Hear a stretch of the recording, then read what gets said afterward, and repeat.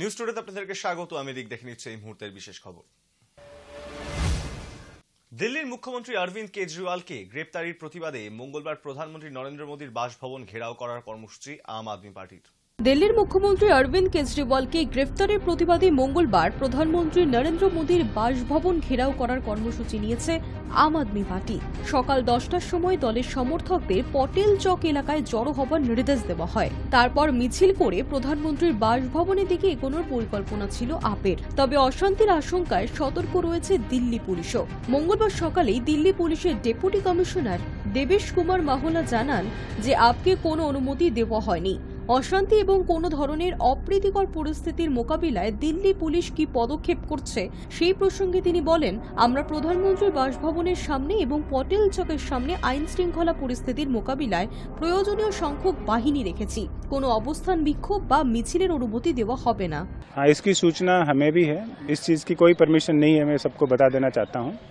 और sufficient law and order security arrangement हमने लगा रखा है, कंसीडरिंग एवरी पर्सपेक्टिव कि स्नैप डेमोन्स्ट्रेशन या किसी और तरीके का भी डेमोन्स्ट्रेशन वहाँ पे करते हैं, 2-4 आदमी आके करते हैं या एक ग्रुप आके करता है, उसके लिए हमने वहाँ पे अपना सफिशिएंट पीएम रेजिडेंस, पीएमओ और अलग और इम्पोर्टेंट जो जगह हैं उन सभी पे ही हमने अपना सिक्योरिटी और लॉ एंड ऑर्डर डिप्लॉयमेंट किया हुआ है। नहीं, मेट्रो का कोई रेस्ट्रिक्शन नहीं है। सभी जगह, सभी रेलवे मेट्रो स्टेशन पे बोर्डिंग डिबोर्डिंग स्टार्ट है, चालू है, कोई रेस्ट्रिक्शन उसमें नहीं। हाँ, उन सभी जगह पे हमने अपनी पेट्रोलिंग भी रखी हुई है। पूरे नई दिल्ली के अंदर हमारे लगभग 50 पेट्रोलिंग व्हीकल्स रहेंगे पूरे दिन के अंदर, जो इन्फॉर्मेशन कलेक्शन और कोई अगर उनको सूचना मिलती है कहीं प्रोटेस्टर कहीं गैदर इकट्ठा होते हैं उसमें, और अपने स्पॉटर के रूप में भी वो लोग रहेंगे और वहाँ पे हम तुरंत रिस्पॉन्ड करके प्रोटेस्टर्स को डिटेन करेंगे अगर कहीं पे भी ऐसी सूचना मिलती है। उसके अलावा भी जो वाइटल इंस्टॉलेशंस हमने आइडेंटिफाई किए हैं, मल्टीपल वाइटल इंस्टॉलेशंस हैं, उन सब जगह पे हमने sufficient law and order arrangement लगा रखा है। দিল্লির 7 লোককল্যাণ মার্গেই রয়েছে প্রধানমন্ত্রীর সরকারি বাসভবন।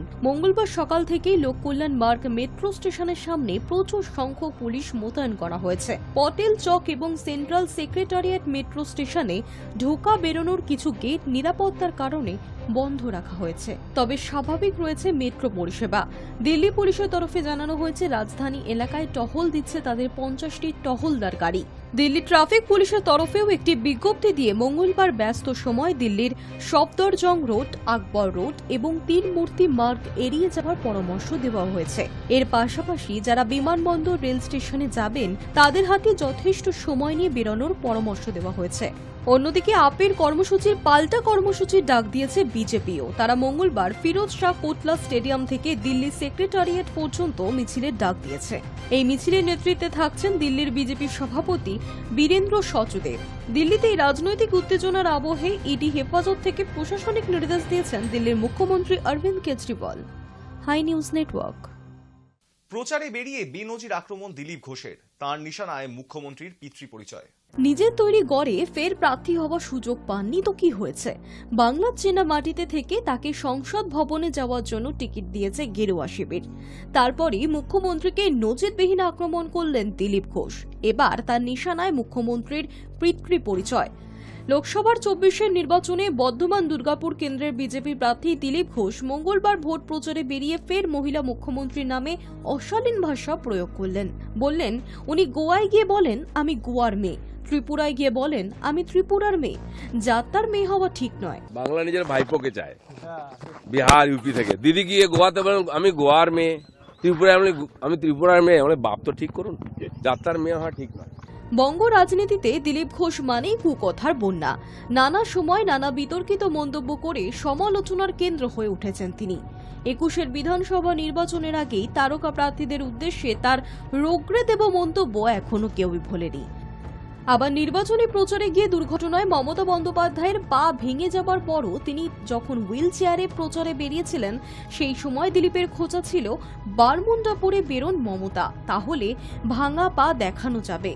মাঝে দিলীপ ঘোষ বেশ খানিকটা নিষ্ক্রিয় হয়ে গিয়েছিলেন, কিন্তু 24-এর প্রার্থী হয়ে অশালীন মন্তব্যের ফোয়ারা ছোটাতে শুরু করেছেন তিনি। তার নমুনা মিলল মঙ্গলবারের প্রচারে। এরপরই শাসক দলের তরফে এসেছে পাল্টা কটাক্ষের ঝড়। কুণাল ঘোষের মন্তব্য মানসিক অবসাদ থেকে নিজের হতাশাকে মমতা বন্দ্যোপাধ্যায়কে কটাক্ষ করে তার বহিঃপ্রকাশ ঘটাচ্ছে।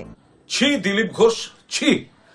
এই কথা, এই রুচিহীন কথা এই আপনার আর বিজেপি নেতাদের মুখেই এই ধরনের কুৎসিত কথাবার্তা মানায়। কি চাইছেন আপনারা? জনগণের সমর্থন নিয়ে মমতা বন্দ্যোপাধ্যায় মুখ্যমন্ত্রী, জননেত্রী। জনগণ আপনাদের দিকে নেই। দিলীপ ঘোষ আপনার পার্টি আপনাকে ঘাড় ধাক্কা দিয়ে, গলা ধাক্কা দিয়ে আপনার মেদিনীপুর থেকে তাড়িয়ে দিয়েছে। নতুন বিজেপিরা, যারা দলবদলু বিজেপি, তারা গিয়ে আপনাদের কাছ থেকে কেড়ে নিচ্ছে। আপনি সেখানে কথা বলার ক্ষমতা নেই। মানসিক অবসাদ থেকে নিজের হতাশাটা মমতা বন্দ্যোপাধ্যায়কে গালাগালি করে আপনার তার বহিঃপ্রকাশ ঘটাচ্ছেন। কहीं पे নিগাহে, কहीं पे নিশানা। অপমান করছে আপনার দল, আপনার নেতারা ঘাড় ধাক্কা দিয়ে তাড়িয়ে দিয়েছে, যা দিলীপ যা। আর আপনি এখানে মমতা বন্দ্যোপাধ্যায় 7 বারের সাংসদ, 4 বারের কেন্দ্রীয় মন্ত্রী, 2 বারের রেল মন্ত্রী, 3 বারের মুখ্যমন্ত্রী। সারা ভারতবর্ষে তার জনপ্রিয়তা। ভারতবর্ষের মেয়ে মমতা বন্দ্যোপাধ্যায় দিল্লির বুকে দাঁড়িয়ে বলবে দিল্লির মেয়ে, বাংলার বুকে দাঁড়িয়ে বলবে বাংলার মেয়ে, ত্রিপুরার বুকে দাঁড়িয়ে বলবে ত্রিপুরার মেয়ে। সারা ভারতবর্ষের মেয়ে মমতা বন্দ্যোপাধ্যায়। আগে ওই উচ্চতায় উঠতে শিখুন, তারপর এই ধরনের কথা বলবেন। আপাতত তো যা দিলীপ যা। নিজের দলের লোকেরা মেদিনীপুর থেকে ফুটিয়ে দিয়েছে, তার আবার ফুটানি। অন্যদিকে ছেড়ে কথা বলেননি মন্ত্রী চন্দ্রিমা ভট্টাচার্য। যা মুখে আসবেন তাই বলবেন। আপনি ভেবেছেনটা কি? মানুষ আপনাকে ঘৃণা করে, এমনই মন্তব্য করলেন চন্দ্রিমা ভট্টাচার্য। শ্রীযুক্ত দিলীপ ঘোষ, আপনি একজন সাংসদ। আপনাকে মাননীয় বলবো কিনা সে বিষয়ে সন্দিহান হয়ে পড়ছি। একজন সাংসদ হয়ে একটি মহিলাকে, এবং তিনি বাংলার মুখ্যমন্ত্রী, একবারের নয় 3 বারের, তাছাড়াও ভারতবর্ষের রেলমন্ত্রী ছিলেন, আরও অনেকগুলি দপ্তরের নেতৃত্ব দিয়েছেন ভারতবর্ষে। আপনি তাকে যেভাবে, যে ভাষায় আক্রমণ করলেন, এটা বলার অযোগ্য। আপনি তার পিতৃ পরিচয় নিয়ে প্রশ্ন তুলে দিলেন। আপনি ভেবেছেনটা কি?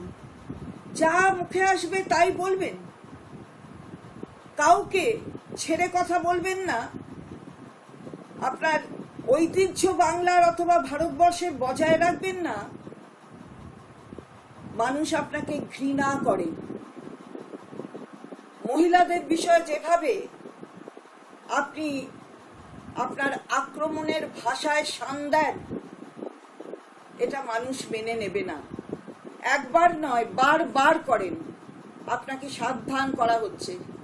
এই ধরনের কথা বলবেন না। নিজের গণ্ডির মধ্যে থাকুন, না হলে কিন্তু আগামী দিন বুঝতে পারবেন বাংলার মানুষ কি বলবে আর ভারতবর্ষের মানুষ কি বলবে। Hi news Network. উত্তর থেকে দক্ষিণ, কলকাতা থেকে জেলা, তুঙ্গে ভোট প্রচার। শাসক থেকে বিরোধী ময়দানে নেমে পড়ছে সব পক্ষই। পাড়ায় পাড়ায় ঘুরে প্রচার, সঙ্গে জনসংযোগ। আর প্রচারের ফাঁকে দলীয় কর্মীদের সঙ্গে বৈঠক। সব মিলিয়ে বঙ্গ রাজনীতিতে চড়েছে ভোটের পারদ। প্রচারের পর বেরিয়ে তৃণমূলকে দুষলেন দেবশ্রী চৌধুরী।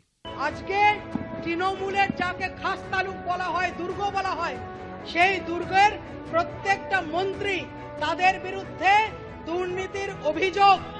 আর কয়েকদিন আগে মুখ্যমন্ত্রীর যিনি কাছের ভাই, তার এলাকায়, তার মেয়রশিপে এই এলাকায় একটা 12 সংখ্যার মানুষের জীবনহানি হয়েছে। দুর্নীতি তছরূপ।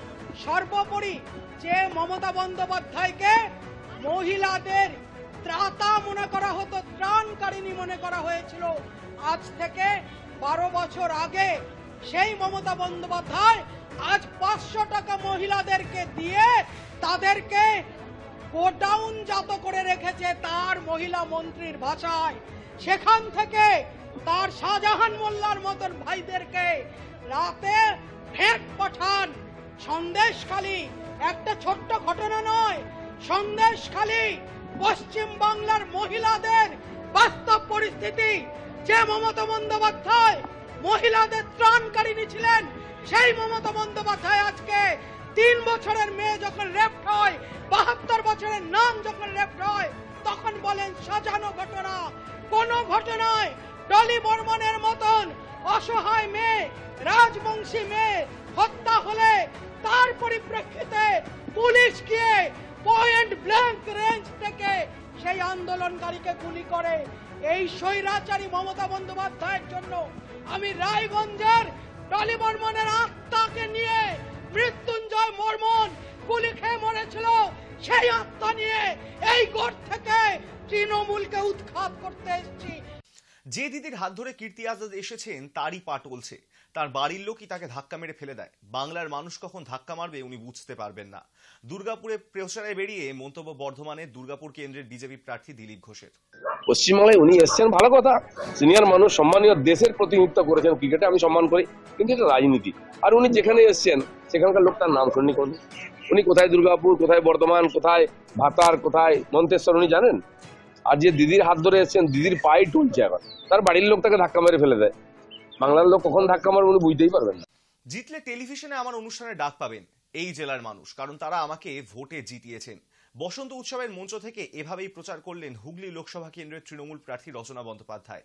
প্রতিপক্ষকে পাল্টা কটাক্ষ করলেন বিজেপি প্রার্থী লকেট চট্টোপাধ্যায়।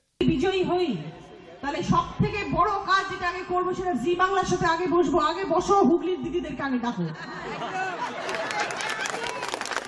সবার আগে বলবো, ভাই আমাকে দিদিরা প্রমাণ করতে চাও, আমার হুগলি জেলার মানুষ আমাকে জিতিয়ে নিয়ে এসছে, হুগলি জেলার দিদিদেরকে আগে দিদি নাম্বার মানে ডাকো, তারপরে সব দিদিরা আসবে। আমি যখন এলাম তখন তো দেখলাম অনেক কারখানা হয়েছে, চিমনি থেকে শুধু ধোঁয়াই ধোঁয়া, অন্ধকার রাস্তাঘাট, শুধু ধোঁয়া বেরোচ্ছে। এত কারখানা হয়েছে, তাহলে কি করে বলছেন যে কারখানা হয়নি? কারখানা তো হচ্ছে, আরো হবে। দিদি যদি থাকেন আরো অনেক হবে। টক দইটা তো অসাধারণ বাবা, আমাদের বাড়িতে তো এরকম টক দই হয়ই না কলকাতাতে। এত ঘাস এবং গাছপালায় ভর্তি, আর সেগুলো গরু খাচ্ছে। গরু তো শাক পাতা খেয়েই বড় হয়, এবং সেগুলো খেয়ে হৃষ্টপুষ্ট হচ্ছে। আর তারপর তার যে দুধটা বেরোচ্ছে সেটা এত ভালো, যে দইটা এত ভালো। আজকের ডেটে যে সমস্যা, যে দুর্নীতি, মানুষ দুর্নীতি চায় না, মানুষ তোলাবাজি সিন্ডিকেট চায় না, মানুষ লুটেরা রাজ্যের সরকার চায় না। মানে আমার লজ্জা লাগে যে এখানে ক্যান্ডিডেটকে, এরকম ক্যান্ডিডেট কি জন্য করলো যার কোনো রাজনৈতিকভাবে যার কোনো অভিজ্ঞতা নেই। মানুষ কাজ চায়, মানুষ সুরক্ষা চায়, মানুষ কৃষি চায়, মানুষ শিল্প চায়। মানুষ টিভিতে গিয়ে দিদি নাম্বার ওয়ান করে মানুষের কি হবে? ওটা তো একটা পার্ট, ওটা তো অভিনয়ের পার্ট। কেন্দ্রীয় বাহিনীর রুট মার্চ সঠিক পদ্ধতিতে হচ্ছে কিনা জানতে সিআরপিএফ কে নির্দেশ কমিশনের। এই নিয়ে কি মত মোহাম্মদ সেলিমের? আমরা প্রথম থেকে বলেছি নির্বাচন কমিশনকে যে রাজ্যের পুলিশ, রাজ্যের প্রশাসনকেও তোমাদের পরিচালনা করতে হবে এমন ভাবে যাতে সাংবিধানিক হয়। আর রাজ্যের পুলিশ প্রশাসনকে বলছি, প্রতিদিন ডিজি পাল্টাচ্ছে, এসপি পাল্টাচ্ছে, কেন পাল্টাচ্ছে? আইসি পাল্টাবে, কারণ তারা আইনসম্মতভাবে কাজ না করে কি অভিষেক বলছে, কে গুন্ডা বলছে, কে মস্তান বলছে, তার অনুযায়ী কাজ হচ্ছে। এই চোরাই মালের কারবারি যারা আছে, যারা চাকরি চুরি করেছে, তারা টাকা দিয়ে অফিসারদেরকে কিনে নিচ্ছে। সেন্ট্রাল ফোর্সকে ওরা কিনে নেয়, অবজারভার পর্যন্ত খুঁজে পাওয়া যায় না। গত নির্বাচনে আমরা দেখেছি, সেখানে মানুষ অধিকার প্রয়োগ করতে হলে মানুষ যাচ্ছে। আমরা বলেছিলাম চোর তারাও, গ্রাম জাগাও। এখন গ্রাম আর শহর দুই জেগেছে। কোনো রাজ্য বাহিনী, কোনো কেন্দ্র বাহিনী না, মানুষের বাহিনী তৈরি হলে, যৌবনের ঢল নামলে আমরা মানুষের অধিকারকে ফিরিয়ে আনবো। আমরা বাম, কংগ্রেস এবং আরো অন্যান্য শক্তি, পাহাড় থেকে একেবারে সমুদ্র পর্যন্ত সবাইকে একসঙ্গে করছি, কারণ এই অধিকার ফিরে পেতে হবে। কমিশন কি বলছে, পুলিশ কি বলছে, মানুষ যখন রাস্তায় নামে তখন সবার লেজ গুটিয়ে যায়। টিকিট না পেয়ে আশাভঙ্গ, দলের ৭৭টি হোয়াটসঅ্যাপ গ্রুপ ত্যাগ, বিজেপি ছাড়ছেন রুদ্রনীল। এখনো পর্যন্ত বাংলার ৩৮টি আসনে প্রার্থী ঘোষণা করেছে বিজেপি। যে 4টি আসনে এখনো বিজেপির প্রার্থী ঘোষণা হতে বাকি আছে সেগুলি হলো ডায়মন্ড হারবার, আসানসোল, ঝাড়গ্রাম এবং বীরভূম। তবে রুদ্রনীলকে দল প্রার্থী না ঘোষণা করায় আশাভঙ্গ হয়েছে অভিনেতার। 4টি আসন বাদে বাংলার বাকি আসনগুলিতে প্রার্থী ঘোষণা করেছে বিজেপি। তবে সেই তালিকায় নাম নেই অভিনেতা তথা বিজেপি নেতা রুদ্রনীল ঘোষের। সেই আবহে দোলের দিন কমপক্ষে দলের ৭৭টি হোয়াটসঅ্যাপ গ্রুপ ত্যাগ করেছেন রুদ্রনীল। হঠাৎ কেন হোয়াটসঅ্যাপ গ্রুপ থেকে বেরিয়ে এলেন বিজেপি নেতা, তাই নিয়ে জোর জল্পনা শুরু হয়েছে। তাহলে কি রং বদল করতে চলেছেন রুদ্রনীল? তা নিয়ে জোর চর্চা শুরু হয়েছে বাংলার রাজনীতিতে। যদিও তিনি কি কারণে হোয়াটসঅ্যাপ গ্রুপ ত্যাগ করেছেন তার ব্যাখ্যা নিজেই দিয়েছেন বিজেপি নেতা। এখনো পর্যন্ত বাংলার ৩৮টি আসনের প্রার্থী ঘোষণা করেছে বিজেপি। যে 4টি আসনে এখনো বিজেপি প্রার্থী ঘোষণা হতে বাকি আছে সেগুলি হলো ডায়মন্ড হারবার, আসানসোল, ঝাড়গ্রাম এবং বীরভূম। তবে রুদ্রনীলকে দল প্রার্থী না ঘোষণা করায় আশাভঙ্গ হয়েছে অভিনেতার। তার কণ্ঠে শোনা গিয়েছে কিছুটা অভিমানের সুর। শোনা যাচ্ছে লোকসভায় টিকিট পাওয়ার আশায় ছিলেন রুদ্রনীল, তবে টিকিট না পাওয়ায় মন খারাপ রুদ্রনীলের। কিন্তু এর জন্য তিনি হোয়াটসঅ্যাপ গ্রুপ ত্যাগ করেননি বলেই জানিয়েছেন। বিজেপি নেতা জানিয়েছেন তাকে একাধিক হোয়াটসঅ্যাপ গ্রুপে অ্যাড করা হয়েছিল, যে যেমন পেরেছিল তাকে অ্যাড করেছিল। তাতে প্রচুর ভিডিও থাকায় দেখতে দেখতে একসময় ফোন ভরে যাচ্ছিল, তাই দোলের দিন বাড়িতে থাকার সুযোগে তিনি অবাঞ্ছিত হোয়াটসঅ্যাপ গ্রুপ ত্যাগ করেছেন। তবে এখনও তিনি দলের 10 থেকে 12টি গুরুত্বপূর্ণ হোয়াটসঅ্যাপ গ্রুপে রয়েছেন বলেই জানিয়েছেন। টিকিট না পাওয়া নিয়ে সত্যি কি অসন্তুষ্ট রুদ্রনীল, সে কথাও স্পষ্ট করেছেন বিজেপি নেতা। রুদ্রনীলের কথায় তিনি দলের নির্দেশে প্রতিনিয়ত কাজ করছেন, এমনকি ভবানীপুরের মতন কঠিন আসনও লড়েছেন। তিনি জানান তার আশা ছিল লোকসভায় টিকিট পাবেন, কিন্তু সে প্রত্যাশা মতন তিনি টিকিট পাননি। তাহলে কি দল ছেড়ে দিতে চলেছেন রুদ্রনীল? সেই জল্পনার প্রসঙ্গে রুদ্রনীল জানান এখনই তিনি দল ছেড়ে যেতে চাইছেন না, তবে তার মধ্যে আবার জল্পনা উস্কে দিয়ে তিনি জানান তিনি নতুন কিছু ভাববেন কি যা পরে জানাবেন। তিনি জানান তিনি বিজেপিতেই আছেন আর দলের জন্য সারাদিন কাজ করেন। অন্যদিকে তৃণমূল সাংসদ অভিষেক বন্দ্যোপাধ্যায়কে কটাক্ষ করেন বিজেপি নেতা। তিনি বলেন ডায়মন্ড হারবারের মানুষ বিরক্ত হয়ে রয়েছে। এদিকে তৃণমূল বিধায়ক তথা অভিনেতা কাঞ্চন মল্লিকের বিয়েতে না যাওয়ার প্রসঙ্গে তিনি জানান বন্ধু অন্য দল করে বলে তার সঙ্গে দেখা হবে না এটা নয়। আচ্ছা, রুদ্রদূত দেখবার কারণটা হচ্ছে যে প্রায় 77টা গ্রুপে, দেখুন সেটা হচ্ছে যে রাজনীতির বাইরেও পরিষ্কার আমার যে 15-20 বছরের পশ্চিমবঙ্গের মানুষের যে ভালোবাসা আশীর্বাদ, সেইটাই না কোনো রং নেই। লাল, হলুদ, গেরুয়া, সবুজ, নীল, বেগুনি, গোলাপি যাই হোক না কেন কোনো রং নেই। তো ফলত সেক্ষেত্রে হচ্ছে যে মানুষ আমায় ভালোবাসেন।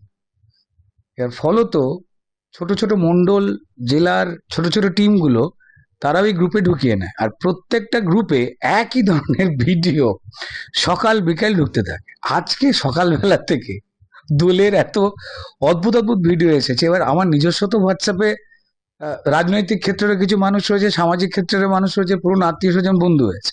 এবার তাদের মেসেজগুলো না হারিয়ে যায় পুরো, আর একই ধরনের মানে ভিডিও এবং ছবি ফোন ভারী করে দেয়, ফোন স্লো হয়ে যায়, বলে রেগুলার মুছতে হয়।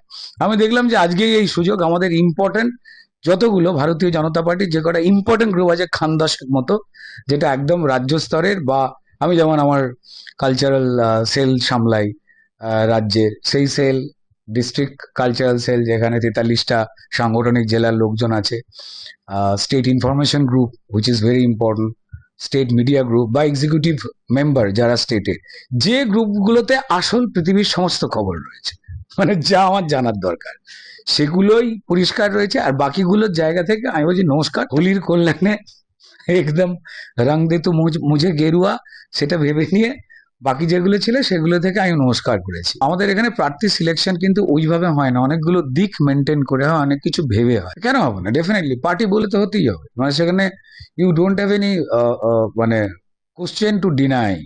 দল বললে 100 বার হবো, কেন নয়? ডায়মন্ড হারবারের কি মানে সারাক্ষণই সবসময় ক্রিমিনালরা শেষ কথা বলেনি, তাই না? তো ফলত সারাক্ষণ মানুষ যে ভয়ে ভয়ে থাকবেন, ভয়ে ভয়ে ছিলেন এমনটা তো নয়। ডায়মন্ড হারবারে যেরকম তৃণমূল যে যে কথা মিথ্যে কথা বলছে ক্রিমিনালদের ভরসায়, এবং ক্রিমিনালদের হয়ে টাকা তোলে ওই এলাকা যত ওসি এসআই যা যা রয়েছে থানায়, যা নাহলে যাদের পোস্টিং হয়, এসডিপিও ফেসডিপিও আছে ওখানে, সবাই চিনি, তারা আমায় চেনে, নাম বলছি এরকম করে শুনবে, ঠিক আছে? সেই সমস্ত বিষ মাল ওখানে যারা যারা রয়েছে, যারা বেসিক্যালি তৃণমূলের সম্পদ, তৃণমূলের 3টে পদ, আপদ, বিপদ আর সম্পদ। যারা মাল তুলে দেয়, নিজেও ধরা পড়ে না, দলকে ফাঁসায় না, তারা সম্পদ।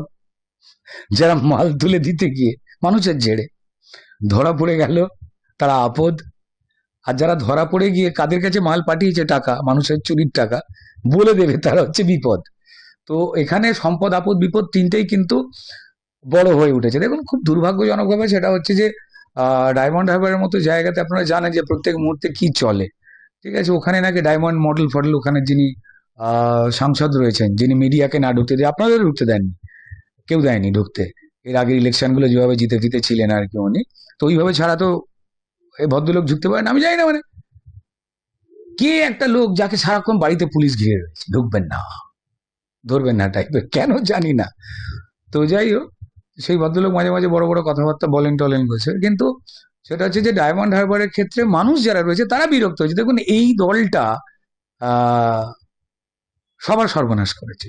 আচ্ছা, বিয়ে করে ফেলতাম, আমারই বন্ধু বান্ধবরা না 2-3টে করে বিয়ে করে ফেলছে। তো কার কথা বললেন এটা? মানুষ জানেন চারদিকে। ও কাঞ্চনের বিয়েতে যায়নি, কাঞ্চনের বিয়েতে যায়নি। দেখা হবে ডেফিনেটলি, বন্ধুদের সঙ্গে সম্পর্ক থাকে। যে কোনো রাজনৈতিক দেখুন মত পথ সবার আলাদা। দেখুন সৌগত রায় তথাগত রায় তো ঘুম থেকে উঠে এইটা বলে তো মারামারি করে না, এটা কোনো মানেও হয় না, তাই না? হ্যাঁ, মমতা বন্দ্যোপাধ্যায়ের বাড়িতে মারামারি কেন হচ্ছে সেটা আলাদা কথা, সেগুলো গান্ধী ছাপ নিয়ে হচ্ছে। Hi news Network. দল বদল হলেও নিয়মে কোনো বদল হলো না। প্রত্যেকবারের মতো নির্বাচনের আগে প্রবীণ সিপিএম নেতা তথা ব্যারাকপুরের বেশ কয়েকবারের প্রাক্তন সাংসদ তড়িৎ বরণ তপাদারের আশীর্বাদ নিতে তার বাড়ি গেলেন অর্জুন সিং। রাজ্যে বামফ্রন্ট সরকারের পতনের পর বাংলার বিভিন্ন প্রান্তের মতো কলকাতা লাগোয়া উত্তর 24 পরগনার শিল্পাঞ্চল এলাকা ব্যারাকপুরের রাজনৈতিক চিত্রেও বদল এসেছিল।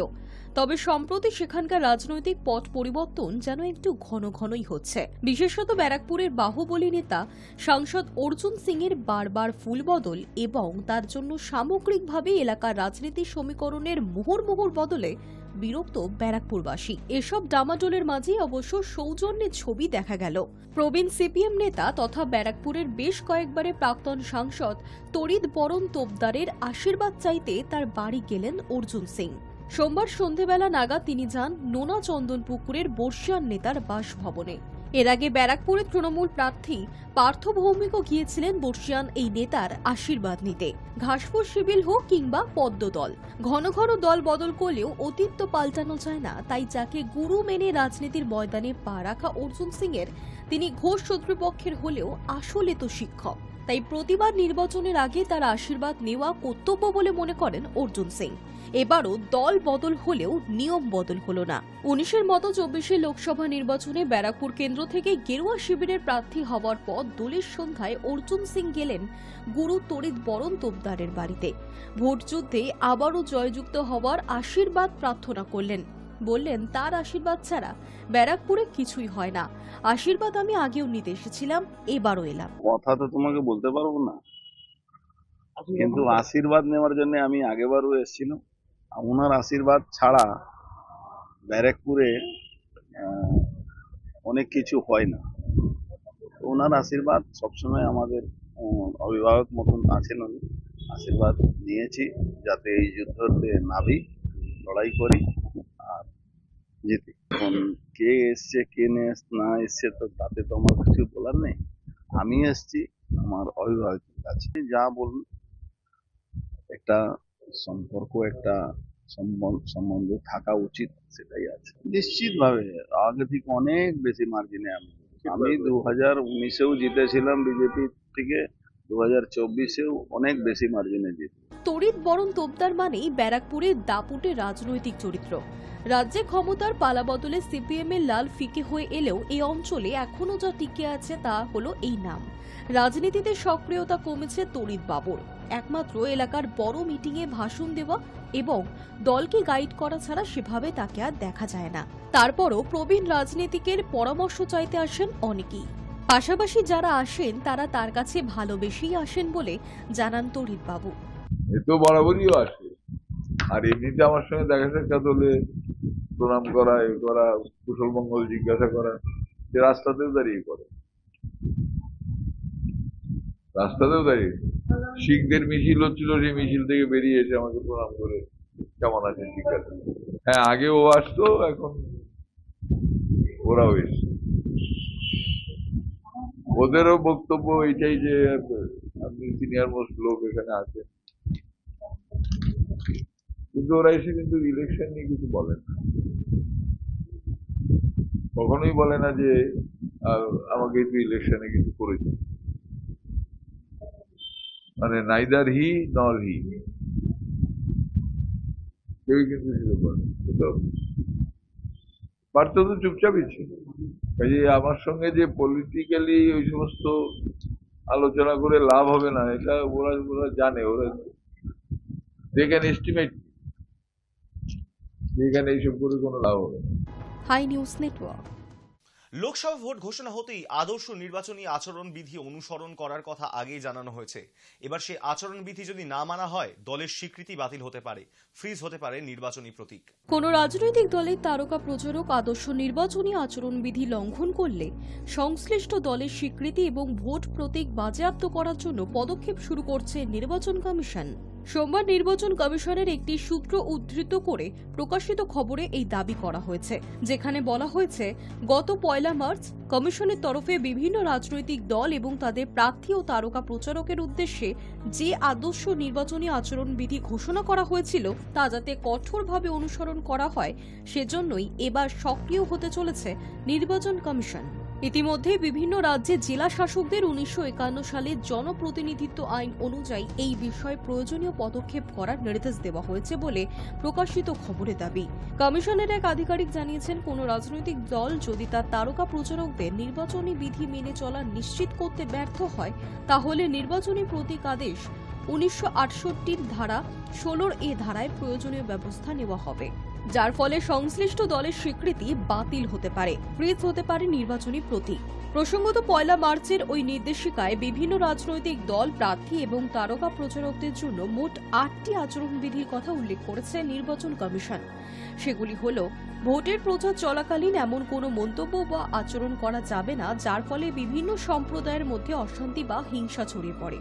কারো সমালোচনা করতে হলে কার্যকলাপ এবং নীতির মধ্যেই তা সীমাবদ্ধ রাখতে হবে। কারোর ব্যক্তিগত জীবন নিয়ে সমালোচনা করা যাবে না। ভোটারদের বিভ্রান্ত করতে ভুয়ো কোনো তথ্য দেওয়া যাবে না ভাষণে। কোনো রাজনৈতিক দল বা প্রার্থীর বিরুদ্ধে কোনো ভিত্তিহীন অভিযোগ তোলা যাবে না। কোনো ধর্মীয় স্থানকে প্রচারের মঞ্চ বানানো যাবে না। ভোট আদায়ের জন্য জাত বা ধর্মীয় অনুভূতি কাজে লাগানো যাবে না। রাজনৈতিক দলের প্রচারে যাতে কোনোভাবেই নারীদের সম্মান ও মর্যাদা নষ্ট না হয় তা মাথায় রাখতে হবে। ভিত্তিহীন বা ভুয়ো বিজ্ঞাপন সংবাদ মাধ্যমে প্রকাশ করা যাবে না। খবরের মোড়কে কোনো বিজ্ঞাপন প্রকাশ করা যাবে না। সমাজ মাধ্যমে এমন কিছু পোস্ট বা শেয়ার করা যাবে না যা আপত্তিকর এবং রুচিহীন। High news network. পাসপোর্ট বিধি ও নাগরিকত্ব আইনে সংঘাত লাগলে কোনটি প্রাধান্য পাবে, কি বলল আদালত? 2020 সালে প্রকাশিত পাসপোর্ট বিধিকে ছাপিয়ে যায় 1995 সালের নাগরিকত্ব আইন। এমনই পর্যবেক্ষণ করল দিল্লি হাইকোর্ট। এই আবহে এক অপ্রাপ্তবয়স্ক ভারতীয় দ্বৈত নাগরিকত্ব রাখতে পারে বলে জানিয়েছে হাইকোর্ট। উক্ত মামলায় 2 শিশুর বাতিল হয়ে যাওয়া পাসপোর্ট ফের ইস্যু করার নির্দেশ দেয় হাইকোর্ট। উচ্চ আদালত সোজা ভাষায় বলেছে যে একটি অধস্তন আইন কখনোই প্রাথমিক আইনকে ছাপিয়ে যেতে পারে না। এই ক্ষেত্রে প্রাথমিক আইনটি হল 1995 সালে কার্যকর হওয়া নাগরিকত্ব আইন, আর অধস্তন বিধিটি হল 2020 সালে প্রকাশিত পাসপোর্ট বিধি। এই মামলায় পাসপোর্ট কর্তৃপক্ষের যুক্তি ছিল ভারতীয় নাগরিকত্ব আইনে একজন দ্বৈত নাগরিকত্ব রাখতে পারে না। তবে হাইকোর্ট জানায় এই যুক্তি অপ্রাপ্তবয়স্কদের ক্ষেত্রে খাটে না। উল্লেখ্য, ভারতীয় নাগরিক মা বাবার সঙ্গে আমেরিকায় গিয়ে বসবাসকারী 2 শিশুর পাসপোর্ট সম্প্রতি বাতিল করে দেয় ভারত সরকার। পরবর্তীতে তাদের সেই পাসপোর্ট পুনরায় ইস্যু করে দিতেও অস্বীকার করে কর্তৃপক্ষ। আর এর প্রেক্ষিতে দিল্লি হাইকোর্টে মামলা করা হয়েছিল। সেই মামলাতেই উচ্চ আদালতের বিচারপতি সুব্রতনম প্রসাদ নির্দেশ দেন 2 শিশুর পাসপোর্ট যেন ফের ইস্যু করে দেওয়া হয়। উল্লেখ্য, এই 2 শিশুর মা ভারতীয় নাগরিকত্ব ত্যাগ করে মার্কিন নাগরিক হয়েছে, তবে তাদের বাবা এখনো ভারতীয় নাগরিক আছেন। এই আবহে আদালত জানিয়েছে, নাগরিকত্ব আইনের 4(1)(a) স্পষ্ট বলা হয়েছে যে একজন অপ্রাপ্তবয়স্ক ভারতীয় দ্বৈত নাগরিক থাকতে পারে। পরে প্রাপ্তবয়স্ক হওয়ার 6 মাসের মধ্যে এই দুটির মধ্যে একটি দেশের নাগরিকত্ব তাকে ছাড়তে হবে। তবে শিশু অবস্থায় একজন ভারতীয় দ্বৈত নাগরিক থাকতে পারে বলে পর্যবেক্ষণ করা হয়েছে।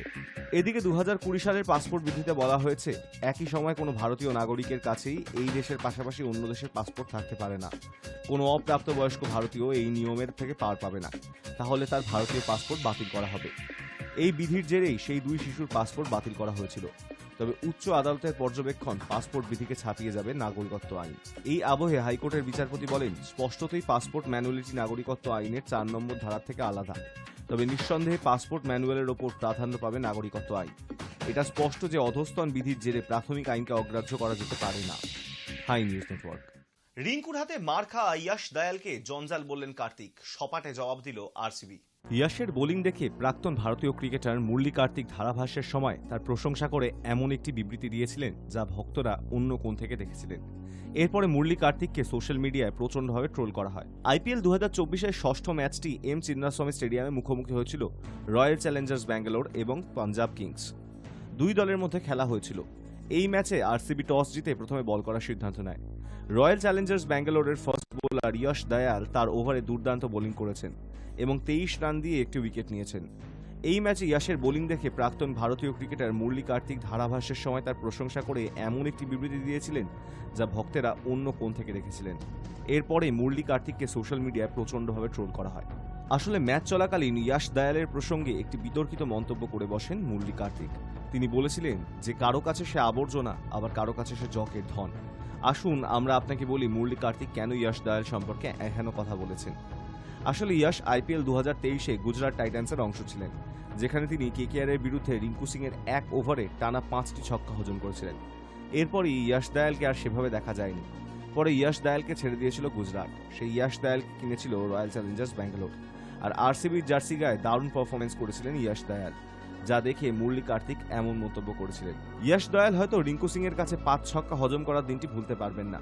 এরপরে গুজরাট তাকে IPL 2023-এর আগেই ছেড়ে দেয়। তারপর মিনি নিলামে RCB তাকে 5 কোটি টাকায় কিনে নিয়েছিল। এখন RCB হয়ে খেলছে ইয়াশ। ইয়াশ দ্বিতীয় ম্যাচে তার পারফরমেন্স দিয়ে শিরোনামে উঠে এসেছেন। এই সময় মুরলী কার্তিকের এমন মন্তব্যের পরে সোশ্যাল মিডিয়াতে ভক্তেরা সমালোচনা শুরু করেছেন। রয়্যাল চ্যালেঞ্জার্স ব্যাঙ্গালোরের তরফ থেকে এবার মুরলী কার্তিকের মন্তব্যের জবাব দেওয়া হলো। চলতি IPL-এ RCB বনাম পাঞ্জাব কিংসের ম্যাচের সময় ইয়াশ দয়ালকে ট্র্যাশ বলে অভিহিত করেছিলেন মুরলী কার্তিক। তার এই মন্তব্যকে অনেকেই পছন্দ করেনি। RCB সোশ্যাল মিডিয়াতে এই একই বিষয় উল্লেখ করে একটি পোস্ট শেয়ার করেছে, যেখানে RCBর তরফ থেকে ইয়াশ দয়ালের একটি ছবি পোস্ট করা হয়েছে এবং ক্যাপশন লেখা হয়েছে, তিনি একজন সম্পত্তি। Hi news Network. News today এখন এই পর্যন্তই। দেখতে থাকুন হাই নিউজ, নির্ভীক নিরপেক্ষ।